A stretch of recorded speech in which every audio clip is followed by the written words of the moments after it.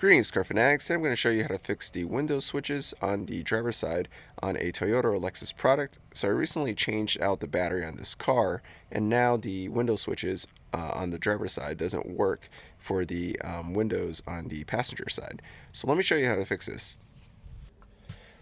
Alright, so let's check it out. You can see that this window works, and the back window works. However, if I try the passenger side windows,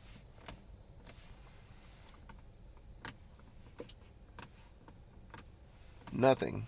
These switches don't work. However, the switches do work from here. And apparently all you have to do is lower the window all the way down and raise it back up.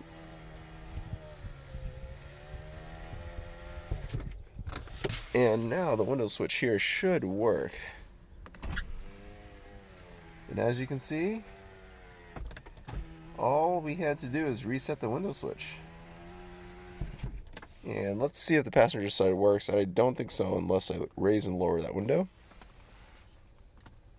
Alright, so as you can see, that's still broken. Let's go ahead and fix this one.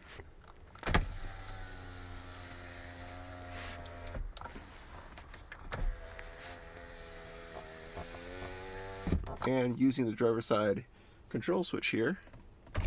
Alright. So that's how you fix the window switch controls on the driver's side after you change out the battery on some Lexus and Toyota models. So if you have this issue, try it out on your car. Well, thanks for watching, Car Fanatics. If you like this video, give it a thumbs up and subscribe to our channel. Leave any comments or questions below, and be sure to hit the bell notification icon so you're notified each time I upload a new video. Thanks for watching.